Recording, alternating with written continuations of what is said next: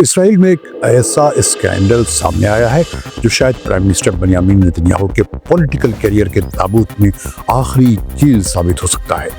اس scandal کو local media نے قطر get کا نام دیا ہے اور اس میں الزام یہ ہے کہ نتنیاہو کے قریبی ایڈوائزرز نے خفیہ طور پر قطر سے رقم لے کر اس کے فیور میں اسرائیلی پالیسی کو انفلوئنس کیا۔ لیکن ویڈیو آگے دیکھنے سے پہلے اگر آپ نے اب تک یہ چینل سبسکرائب نہیں کیا ہے تو اسے سبسکرائب کر لیں اور بیل آئیکن کو کلک کرنا نہ بھولیں۔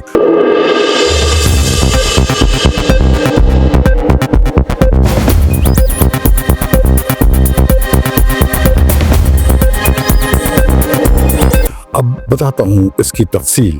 یہ سب اس وقت شروع ہوا جب نتنیاہو کے دو قریبی ساتھیوں یوناتان اورک اور ایلی فیلڈسٹین کو گرفتار کر لیا گیا۔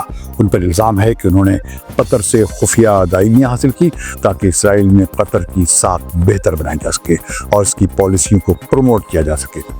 یوناتان اورک کئی سالوں سے نتنیاہو کی میڈیا اسٹریٹجی کے ذمہ دار تھے۔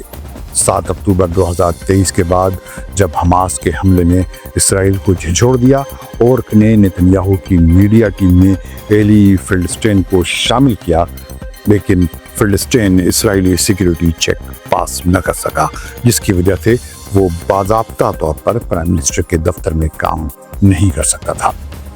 چونکہ فیلڈسٹین کو نتنیاہو کے دفتر سے تنخواہ نہیں دی جا سکتی تھی، اس لیے اورک نے ایک الٹرنیٹیو راستہ اپنایا۔ رپورٹس کے مطابق انہوں نے جے فورٹ لک نامی ایک امریکن لابینگ کمپنی کے مالک جو قطر کی نمائندگی کرتا ہے سے رقم منگوائی۔ یہ رقم گلف میں مقیم ایک اسرائیلی بزنس مین گل برگر کے ذریعہ اسرائیل بھیجی گئی، جو بعد میں فیلڈسٹین تک پہنچائی گئی۔ اس منصوبے میں ایک اور اہم کردار زیو کالینے کا تھا، جو یروشلم پوسٹ کے ایڈیٹر ان چیف ہیں۔ ان معاملات میں مڈل مین کا رول ادا کرنے کے شبے میں ان سے پوچھ تاچھ کی جا رہی ہے۔ ان ادائیگیوں کے بدلے میں اورک اور فیلڈسٹین نے اسرائیلی میڈیا کو ایسی خبریں فراہم کی جن میں قطر کو پازیٹیو انداز میں پیش کیا گیا اور ساتھ ہی مصر کے رول پر تنقید کی گئی، خاص طور پر غزہ کے مسئلے پر بات چیت میں۔ یہ کام اسرائیل اور حماس کی جنگ کے دوران جاری رہا، جب تک کہ BBLE اسکینڈل نومبر 2024 میں سامنے نہیں آ گیا۔ اس میں فیلڈسٹین پر الزام لگا کہ اس نے سینسٹیو خفیہ معلومات لیک کی اور حماس کے جعلی دستاویزات فورن میڈیا کو فراہم کیے۔ نومبر میں ہی یہ پتہ چلا کہ اورک اور ایک اور ایڈوائزر اسرائیل آئن بورن نے 2022 کے فیفا ورلڈ کپ سے پہلے قطر کی ساکھ بہتر بنانے کے لیے ایک پبلک کیمپین چلائی تھی، جسے اسرائیل میں نیشنل انٹرسٹ کے خلاف دیکھا گیا تھا۔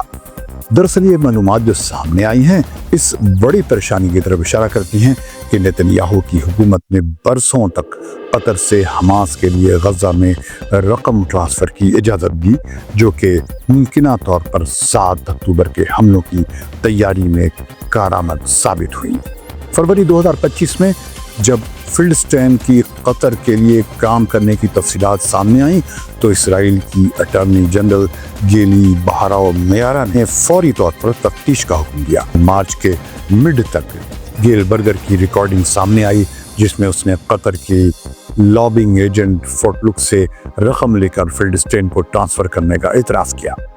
مزید حیران کن بات یہ سامنے آئی کہ یہ ہوا کہ نتنیاہو کے قریبی ساتھی ارپتی شرومی فگل نے 2018 سے 2021 کے درمیان قطر سے غزہ میں رقم ٹرانسفر کرنے میں بڑا رول ادا کیا۔ یہ اسکینڈل نہ صرف نتنیاہو کے لیے پولیٹیکل دھچکا ہے بلکہ اسرائیل کے پولیٹیکل انسٹیٹیوشنز اور پرائم منسٹر کے درمیان ٹینشن کو بھی نمایاں کرتا ہے۔ نتنیاہو نے تفتیش کرنے والے انسٹیٹیوشنز کے خلاف سخت اقدامات اٹھائے۔ انہوں نے شین بیت کے چیف رونن بار کو برطرف کیا اور اٹارنی جنرل کے خلاف نو کانفیڈنس کی قرارداد منظور کروائی، جو اسرائیل کی ہسٹری میں ایک ایکسٹرا آرڈینری ایکشن ہے۔ انہوں نے خود کو پولیٹیکل ریونٹ کا شکار قرار دیا اور کہا کہ ان کے ایڈوائزرز کو یرغمال بنایا گیا ہے، لیکن کریٹکس کا کہنا ہے کہ نتنیاہو کا پاسٹ بتاتا ہے کہ وہ انہیں بچانے کے لیے کوئی خاص کوشش نہیں کریں گے۔ یہ کشمکش اس بات کی طرف اشارہ کرتی ہے کہ نتن یاہو اپنے پولیٹیکل سروائیول کے لیے نیشنل سیکیورٹی کو بھی قربان کرنے پر تیار ہیں۔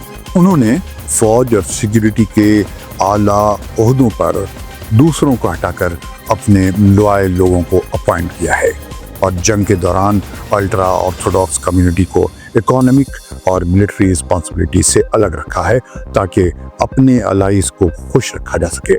اب سوال یہ نہیں ہے کہ اسرائیل ڈیوائیڈڈ ہے، بلکہ یہ ہے کہ اس کشمکش میں کس کو جیت ملے گی، اور سب سے بڑھ کر کیا یہ صورتحال غزہ میں ظلم کا شکار فلسطینیوں کی زندگی میں کوئی تبدیلی لائے گی؟ کمنٹ میں ضرور بتائیں۔ ریڈیو دیش کے دیکھنے والوں کو فیض الحق کا سلام۔